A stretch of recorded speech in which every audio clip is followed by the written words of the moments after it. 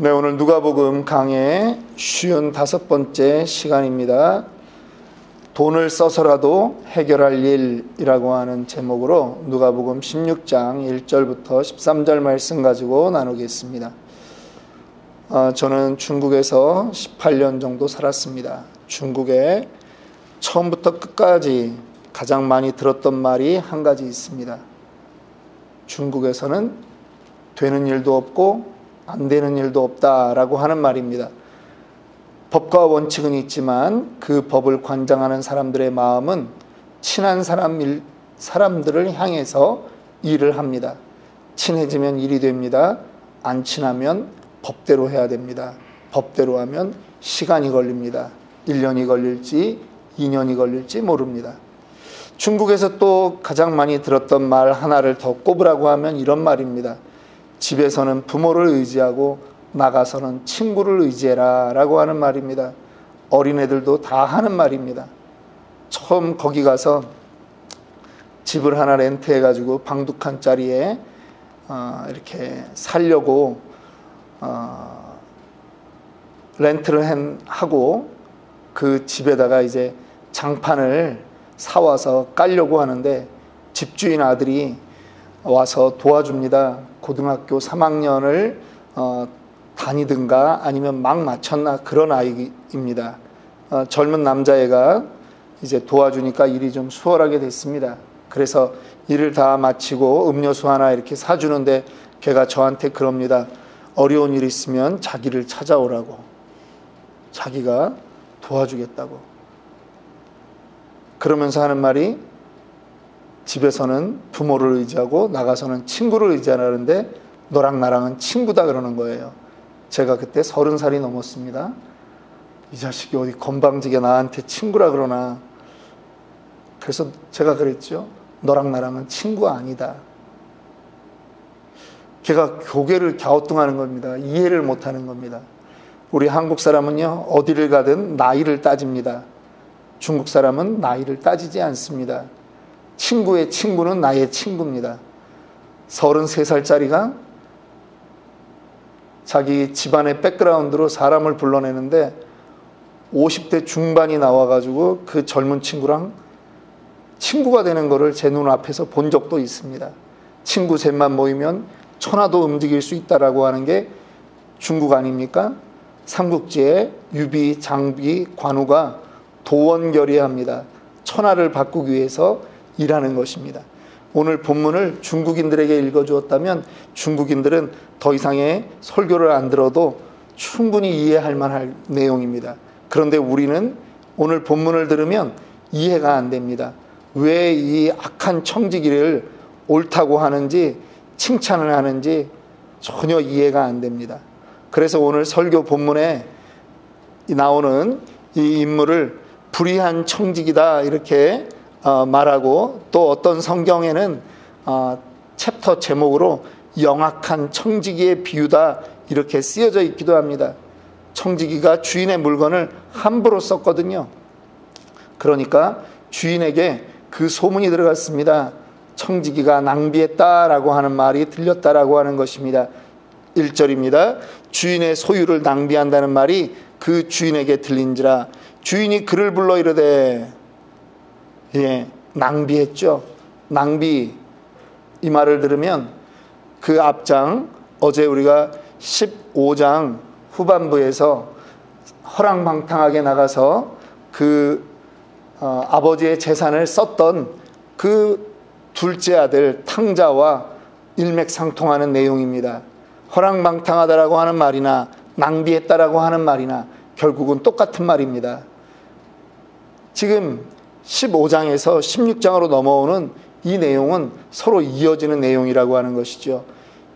이 청지기라고 하는 말을 오늘날의 말로 하면 매니저예요.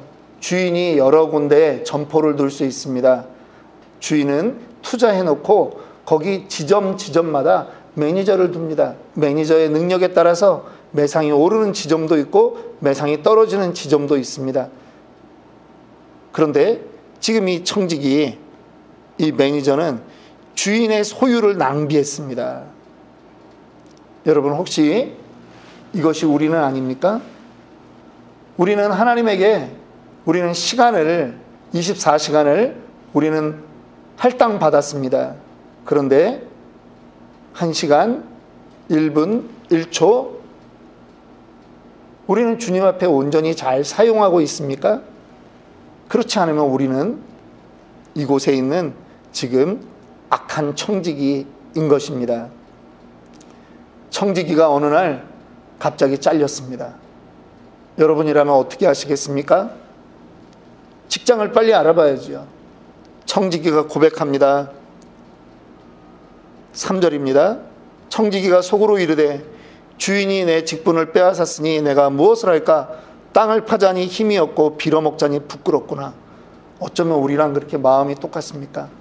땅을 파자니 힘이 없습니다. 빌어먹자니 부끄럽습니다. 그런데 청지기가 생각해 보니까 아직까지 자기가 다 잘린 게 아니라는 거죠. 지금 잘리는 통보를 받았어요. 우리식으로 얘기하면 너는 12월 31일로 끝장이다. 여러분 며칠 남았습니까? 7일 남았습니다. 7, 8일 남았어요. 일주일이라는 시간이 남았어요. 그러니까 이 청지기가 아직까지는 자기의 권한이 있다라고 하는 걸 알고 지금 아주 놀라운 일을 합니다. 4절 말씀, 내가 할 일을 알았도다. 예, 깨달은 거예요. 아직까지 나에겐 권한이 있다. 이렇게 하면 직분을 빼앗긴 후에 사람들이 나를 자기 집으로 영접하리라. 여기서 영접하리라 하는 말은 자기들이 나를 고용해 줄 것이다, 이런 말입니다. 그래서 5절에 주인에게 빚진 자를 일일이 불러다가 먼저 온 자에게 이르되 네가 내 주인에게 얼마를 빚졌느냐. 주인이 땅이 많았거든요. 그 땅 중에는 어떤 땅이 있었냐면 뭐 올리브 땅도 있고 그 다음에 참깨밭도 있고 들깨밭도 있고 밀밭도 있고 포도밭도 있고, 오늘 본문에는 둘밖에 말하지 않습니다. 어떤 사람이 기름 100말 주인에게 빚졌습니다. 그러니까 그거를 빨리 앉아서 50이라고 써라. 다른 이에게는 너는 얼마 빚졌느냐? 밀 100석이니이다. 여기 내 증서에 80이라고 써라. 그렇게 지금 수정하게 하는 것입니다. 여기에 지금 5절에 보니까 일일이 불러다가 했습니다. 예를 든 거는 2명이지만 지금 많은 사람을 그렇게 고쳐주고 있다라고 하는 것입니다. 예전에 자기가 주인에게 이익을 주기 위해서 이 채무자들에게 더 많이 받으려고 했던 것이죠. 그런데 이제 자기가 잘리는 입장에서는 지금 자기의 그 이후 대책을 세우는 것입니다. 여기에 기름 100마리다 그러면 얼마나 이 100마리의 가치가 어느 정도의 그러면 품삯에 해당되는가? 그거는 노동자 평균 임금 3년치에 해당된다라고 하는 것입니다. 엄청나게 비싼 거죠. 근데 그거를 절반으로 줄여주는 겁니다. 밀 100석이면 우리나라식으로 따지면 이 유대인들 지금 계산법에 밀 100석이면 우리나라로 하면 252가마랍니다. 7년치 젊은 사람의 품삯이랍니다.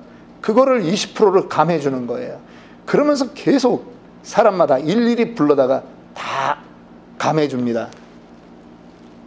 그랬더니 오늘 8절에 뭐라 그러냐면 주인이 이 옳지 않은 청지기가 이를 지혜 있게 하였으므로 칭찬하였으니, 여기에 주인은요 영어로 보니까 그 16장 1절에 나오는 어떤 부자는 a rich man이라고 나오고, 그 다음에 8절에 나오는 the 주인이라고 하는 말은 the master라고 나옵니다. 그러니까 여기서 이 사람의 행동을 판단하는 주인은 사실은 어떻게 보는 것이 조금 더 옳겠냐 하면 우리의 인생을 주관하는 하나님, 우리 인생의 주관자인 하나님으로 보는 게 맞습니다. 하나님의 입장에서 보니까 이것이 옳다라고 하는 거예요. 자기의 잘린 다음의 인생을 생각하는 것, 그 다음에 미래를 준비하는 이것이 얘가 지혜롭다라고 하는 것입니다. 우리는 이것이 쉽게 이해되지 않습니다. 그런데 지금 주인 하나님이 이 사람을 옳다라고 말하는 그 의도를 알아야 된다라고 하는 것입니다. 지금 이 사람은요, 자기가 잘린 다음에 인생을 준비하고 있는 것입니다. 사람들은 대부분 눈앞의 현실만 보고 살아갑니다. 사람들은 자기의 눈앞에 있는 거에만 신경 쓰고 살아갑니다. 그런데 이제 이 사람은 갑자기 통보를 받은 거예요. 너는 여기가 끝이다. 그 말을 들었을 때 이 사람은 좌절하고 있지 않은 것입니다. 어떻게 하면 좋을까라고 두 손 놓고 있는 게 아니라는 것이죠. 자기의 다음 시간을 준비하는데 얼만큼이나 과감하게 준비하느냐, 욕을 먹을 각오를 하고 지금 사람들의 마음을 얻기 위해서 하는 거예요. 그런데 이렇게 해도 괜찮은 이유가 있습니다. 이 사람은 자기 집주인의 성향을 알았어요. 집주인은요, 사람들의 칭찬과 명성을 좋아하는 거예요. 사람들은요, 이 채무자들은 지금 새롭게 탕감된 그 증서를 받아들고 여러분 집에 가서 잔치하지 않겠습니까? 그 집주인을 칭찬하지 않겠습니까? 지금 청지기를 칭찬하는 게 아니라 집주인을 칭찬하는 것입니다. 야, 우리 주인이, 우리 부자가 정말 사람이 됐다. 저 청지기를 통해서 우리에게 자비를 베풀어 주는구나 라고 말할 것이라는 거죠. 그 사이에 자기는 무엇이 됩니까? 자기의 노후가 준비되는 거예요. 자기의 다음 스텝이 준비가 되는 것입니다. 이 불의한 청지기, 그는요 15장에서 봤던 둘째 아들과 동일한 겁니다. 둘째 아들은 돈을 가지고 다 낭비했습니다. 다 날렸습니다. 그리고 친구도 떠나고 이제는 그는 돼지나 치는 그러한 처절히 낮아진 자리에 놓여졌습니다. 그런데 어느 날 그가 생각이 들어온 겁니다. 우리 아버지 집에는 종들도 나처럼 사는 종이 없는데 내가 이제 아버지 집으로 가야 되겠다. 여러분, 요 타이밍이 중요한 겁니다. 어떤 사람은요, 우리가 뉴스에서 많이 듣습니다. 어떤 사람은 좌절해가지고 뛰어내리고 약을 먹고 험악한 짓을 하는 사람들이 얼마나 많습니까? 그런데 지금 이 두 사람들은 자기의 과거를 돌이켰다라고 하는 거죠. 탕자는 완전히 회개하는 거예요. 그래서 아버지께 용서를 구하고 돌아오는데 얼마나 빨리 돌아오느냐? 죽기 살기로 도망쳐서 오는 거예요. 남들에게 맞아 죽는 한이 있더라도 내가 아버지 집으로 가야 되겠다. 결심하고 실행하는 거예요. 이 지금 불의한 청지기를 보세요. 이 사람은요, 남들이 제대로 평가하면 너는 정말 악한 자다라고 말할 수 있어요.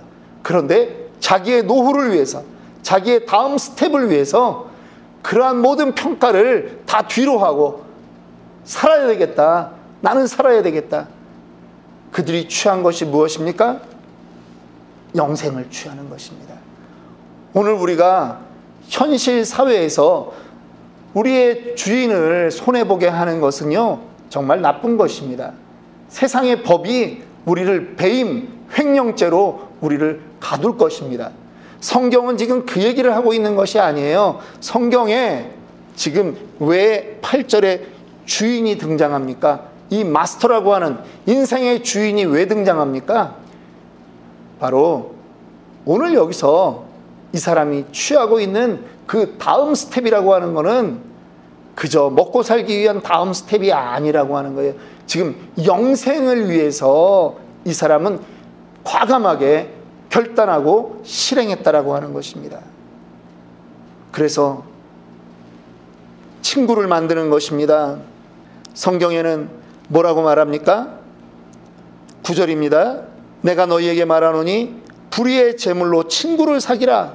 그리하면 그 재물이 없어질 때에 그들이 너희를 영주할 처소로 영접하리라.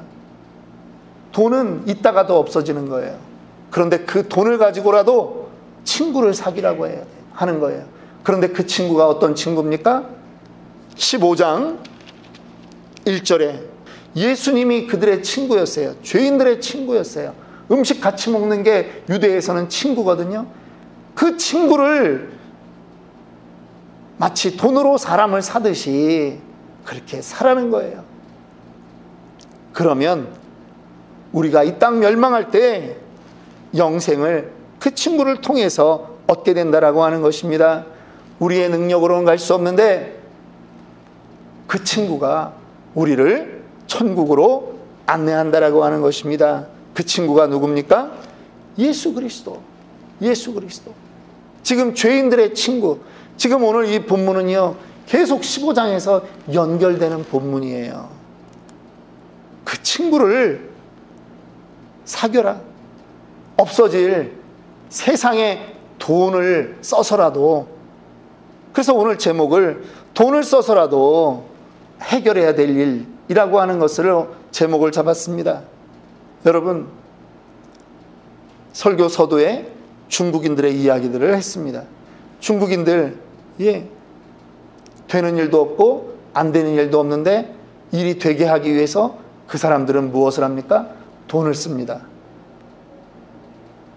그 사람들은 집에서는 부모를 의지하지만 나가서는 친구를 의지한다고 친구 밥 사는 걸 잘합니다.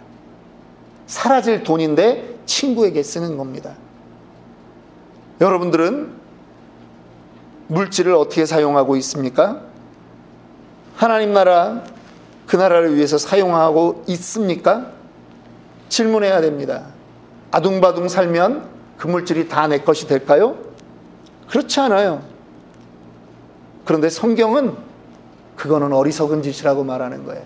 지혜로운 사람은 그 물질을 써서라도 미래를 준비한다라고 하는 것입니다. 이 땅은요, 좀과 동록이 해하고 도둑이 도적질하는 곳이라는 것입니다. 하나님을 의지하고 살라고 성경은 우리에게 말합니다. 그렇게 살고 계십니까? 불의한 청직이 인간적으로 봤을 때 그는 주인의 것을 낭비한 사람입니다. 그런데 그가 인생의 마지막을 통보받았을 때 그는 완전히 변화된 사람이 되었습니다. 그리고 친구를 만드는 사람이 되었습니다. 그는 다음을 준비하는 지혜로운 사람이라고 하는 칭찬을 받는 것입니다.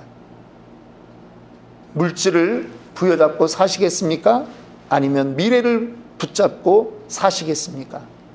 하나님과 재물을 겸하여 섬길 수 없는 것이 세상의 이치고 신앙 안에 이치인 것입니다. 속지 마십시오. 돈을 써서라도 붙들어야 할 것이 있다면 우리는 그것을 붙들어야 합니다. 우리의 시간과 재물을 어디에 사용하는지 구별하셔야 됩니다. 하나님께 집중하기를 원합니다. 기도하겠습니다.